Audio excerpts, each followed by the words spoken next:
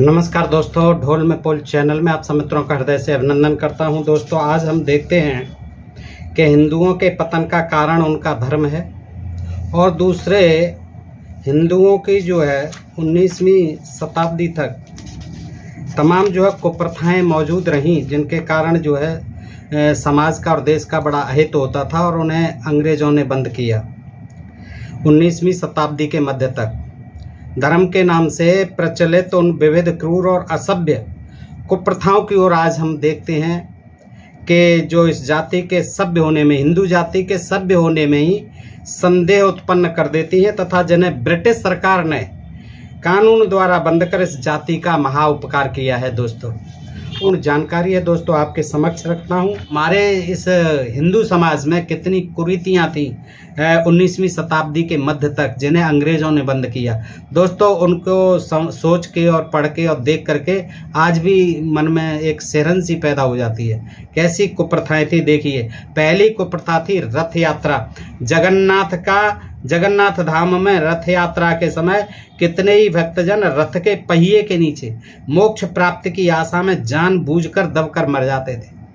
ऐसी कुप्रथा थी कि वो ये मानते थे कि अगर हम इस रथ के पहिए के नीचे आकर मर गए तो बस हमारा उद्धार हो गया, हम सीधे स्वर्गलोक जाएंगे। ऐसी जो है कुप्रथा थी। मानव सभ्यता को कलंकित करने वाला यह नृशंस कार्य हर तीसरे वर्ष होता था। ब्रिटिश सरकार ने इस प्रथा को कानून के द्वारा बंद किया। वैसे रथ यात्रा दोस्तों आज भी निकलती है और आज भी उसमें इतनी मारामारी होती है कि कई लोग जो है तमाम घायल हो जाते हैं उसमें और नीचे दबकर मर भी जाते हैं। आज भी ये प्रथा है। काशी करवट दूसरी देखिए, इसको काशी करवट तो ये आप लोगों ने सुनी भी होगी।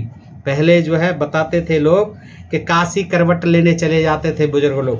काशी धाम में आदि विश्वेश्वर के मंदिर के पास एक कुआं है जिसमें मोक्ष प्राप्त की अभिलाषा से कूदकर भक्तजन अपनी जान दे दिया करते थे। इस प्रथा को ब्रिटिश सरकार ने दूर किया। कुआं था कहाँ? विश्वेश्वर मंदिर के पास काशी धाम में।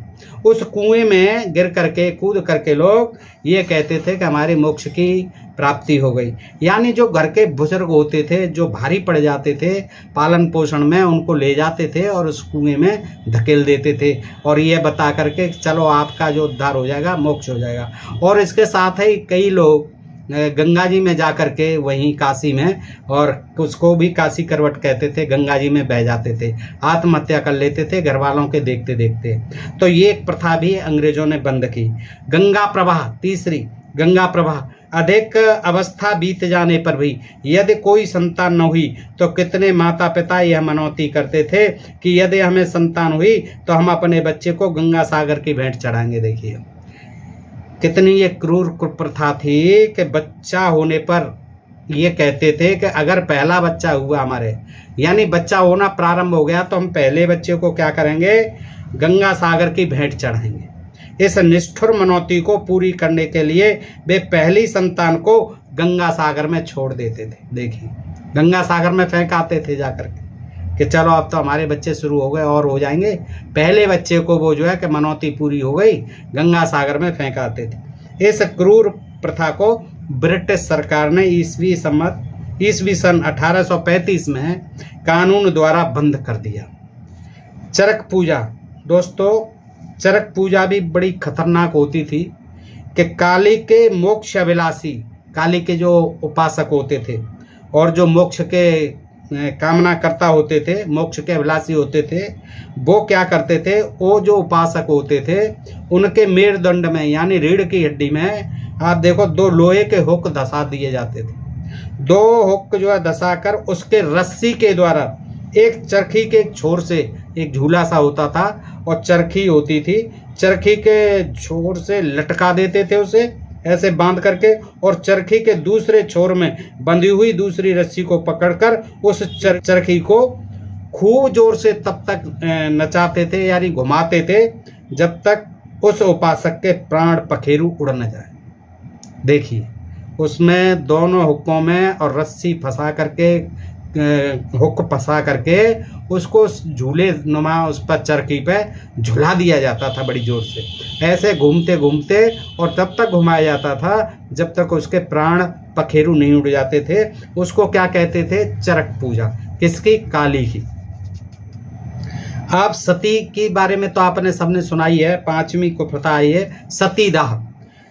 विधवा स्त्री को उसके मृत पति के सबके साथ उसकी चिता में जला दिया जाता था। जैसे ही पति मरता था तो जो घर वाले थे वो ये जानते थे कि ये मर गया इसका पति, अब इसकी जो जमीन जायदाद है, जो संपत्ति है, घर मकान है, उसमें ये हिस्सा लेगी। तो क्या करते थे? भले ही वो जवान है, भले ही वो कल ब्याह के आई है, लेकिन पति मरते ही उसको जो है उसके साथ ले जाते थे खींच के, ढोल नगाड़े बजाते हुए, उसके माला वाला डाल करके। फिर जो चिता होती थी पति की, उसी चिता पर उसको पकड़ करके और आग लगा देते थे, चिता के साथ जला देते थे। तो विधवा स्त्री को उसके मृत पति के सबके साथ उसी की चिता में जला दिया जाता था। इस अमानुषिक प्रथा का अंत ब्रिटिश सरकार ने ईस्वी सन 1841 में किया। दोस्तों देखिए, अंग्रेजों ने इस देश के साथ कितना अच्छा किया, कितना परोपकार का काम किया। अगर मैं समझता हूं कि अगर अंग्रेज नहीं यहाँ आए होते तो ये देश पता नहीं किस रसातल में होता। कितनी ही कुप्रथाओं को यहाँ उन्होंने बंद किया।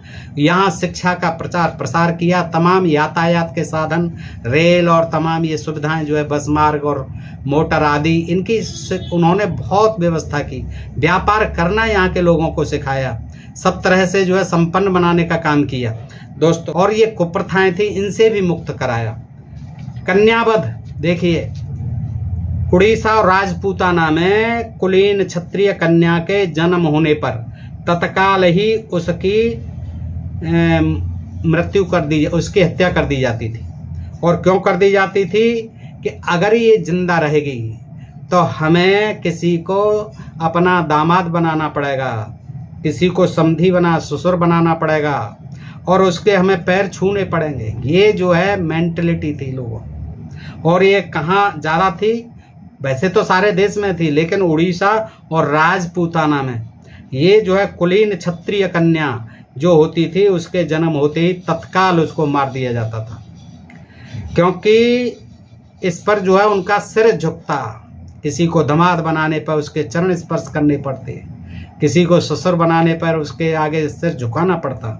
ऐसा सोच करके तुरंत ही लड़कियों को मार दिया जाता था। और कहीं कहीं प्रथा ये आज भी देहाती अंचल में मौजूद है। इस जघन्य प्रथा को ब्रिटिश सरकार ने ईस्वी 1870 में कानून से बंद किया। और जो आजकल तमाम जो है ये गर्भपात होते हैं, ये क्या है? लड़की गर्भ में जांच हो जाए तो उसको मार देते हैं। ये उसी का ही एक घिनौना रूप है। नरमेध देखिए, नरमेध जैसी कुप्रथा थी। इसमें जो है मनुष्यों की बलि दी जाती थी। यह पैशाचिक तथा ऋग्वेदीय पुनः सेप सूक्त को आधार मानकर पुनः सेप की बलि दी गई थी। जो है उसके आधार पर क्या करते थे कि उत्तर और दक्षिण भारत में ये प्रचलित थी नरमेध। इसमें किसी अनाथ व निर्धन मनुष्य को दीक्षित करके यज्ञ में उसकी बलि चढ़ाई जाती थी। पहले तो उसे जो है कुछ श्लोक मंत्र आदि सुनाए जाते थे, फिर उसको कुछ धर्म की पट्टी पढ़ाई जाती थी और फिर उस बेचारे को यज्ञ में उसकी बलि चढ़ाई जाती थी। यज्ञ पशु कहते थे उसे। इस निष्ठुर प्रथा को भी ब्रिटिश सरकार ने ईस्वी सन 1845 में एक्ट 21 बनाकर दूर किया। दोस्तों सोचिए। नंबर 8 महाप्रस्थान। इसका आधार मनुस्मृति 6/31 माना जाता था। मनुस्मृति अध्याय 6 31 श्लोक क्या था? महाप्रस्थान मनुस्मृति में कि वहाँ इसकी विधि दूसरी ही बतलाई गई है। यह एक प्रकार का आत्मघात था। आत्मघात, आत्महत्या। इस व्रत को करने वाले मोक्ष लाभार्थी जल में डूबकर तथा अथवा आग में जलकर अपनी जान दे देते थे। आत्महत्या ही था, पानी में डूब के मरना या स्वयं अपने शरीर में आग लगा के मरना, ये आत्महत्या ही थी। इसी को कहते थे महाप्रस्थान। देखिए, धार्मिक नाम दिए गए थे। चकटक नाटक में लिखा है कि राजा शूद्रक ने भी महाप्रस्थान किया था। यानी वो भी अपने शरीर में आग लगा के मिट्टी का तेल छिड़क करके मर गया था। उसको महाप्रस्थान कहा गया। इस प्रथा को भी मिटाने वाली ब्रिटिश सरकार ही थी। कितना सुधारा इस देश को। कहते हैं कि हमारा बड़ा वैभवशाली देश था, बड़ी यहाँ की अच्छी थी, तरक्की थी, बड़ा वेद विज्ञान भरा हुआ था हमारे पुराण धर्मशास्त्र वेदों में, तमाम जो है हमारा वैभवशाली था, हम ये थे, हम जगत गुरु थे। ये सारी कुप्रथाएं जो है मानव समाज के लिए कलंक थी। किस तरह से लोगों को मार दिया जाता था धर्म के नाम पर। तुषानल नवी थी, तुषानल। कोई कोई अपने किसी पाप के प्रायश्चित स्वरूप अपने को भूसा या घास की आग में जलाकर भस्म कर देते थे। जब भूसा का स्टोर होता था उसमें घुस जाते थे, आग लगा देते थे, लोग जल जाते थे। या घास की आग होती थी, कहीं इकट्ठी घास रखी उसमें घुस गए, आग लगा ली, जल के मर गए। ये क्या था? ये अमानवीय कृत्य। कुमारिल भट्ट ने बौद्धों से विद्या ग्रहण कर फिर उन्हीं के धर्म का खंडन करने के पाप से मुक्त होने के लिए इस व्रत को किया था। सरकारी कानून ने ही इस राक्षसी प्रथा का अंत किया। एक 10वां है हरि बोल। हरि बोल ये भी कुप्रथा थी। इसमें क्या था? ये प्रथा बंगाल में प्रचलित थी। असाध्य किन्वा यानी असाध्य मरणासन्न रोगी, जो बेचारा मरणासन्न होता था रोगी, उसे गंगा में ले जाकर गोते दे देकर स्नान कराते, कहते हरि बोल हरि बोल, और उससे कहते थे कि हरि बोल हरि बोल। यदि वह इस प्रकार गोते खाते खाते मर गया तो वह बड़ा भाग्यवान समझा जाता था। पकड़ के उसे डुबोते थे, बोल हरि बोल हरि बोल। और बेचारा जो है मरने जा रहा है, बेचारा बीमार रहा है, असाध्य बीमारी से ग्रस्त रहा है, परेशान है, बुजुर्ग है, अपने घर का ही बुजुर्ग है, किसी और को नहीं। और उसको ले जाते थे, चलो आओ आपका हरि बोल का समय आ गया। और वहाँ पकड़ करके बार बार गंगा में कहते थे, डुबकी लगाते थे, हरि बोल हरि बोल हरि बोलो हरि बोलो, बोलते रहो। और जब तक बुलवाते थे जब तक वो गोते खाते खाते मर नहीं जाता था। और फिर कहते थे, हाँ हमारे पिताजी हमारे दादाजी बड़े भाग्यवान निकले, हरे बोलते बोलते जो है चले गए। और यदि नहीं मरा तो वहीं पर अकेले तड़प तड़प कर मर जाने के लिए छोड़ दिया। फिर वहीं छोड़ आते थे, उसे किनारे पे ही छोड़ आते थे कि चल नहीं मर रहा है तो पड़ा रही। और वो बेचारा भूखा प्यासा तड़प तड़प के मर जाता था, वह घर वापस नहीं लाया जाता था। देखिए हरे बोल जो है ऐसी कुप्रथा थी। हरे बोल बोल नहीं डूबा, अगर नहीं मरा तो क्या उसे वहीं छोड़ आते थे, किनारे किनारे पड़ा रहे भूखा प्यासा, वहीं मर जाता था। इस जघन्य प्रथा को भी ब्रिटिश सरकार ने ईस्वी सन 1831 में कानून द्वारा बंद किया गया। भृगुत्पन्न 11वां भृगुत्पन्न ये क्या था? यह प्रथा गिरनार और सतपुड़ा की घाटियों में प्रचलित थी। वहां नवयुवक अपनी माताओं के द्वारा महादेव जी से की गई मनौती को पूरी करने के लिए, यदि हमें संतान होगी तो हम पहली संतान से भृगुत्पन्न करावेंगी। हम पहली संतान जो होगी तो हम क्या कराएंगे? पहली संतान से भृगु उत्पन्न करावेंगी। यानी क्या होता था भृगु उत्पन्न करावेंगी? भृगु उत्पन्न नाम था उसका, कि पहाड़ की चोटी से उसे गिराते थे। प्रथा को भी ब्रिटिश सरकार ने ही बंद किया।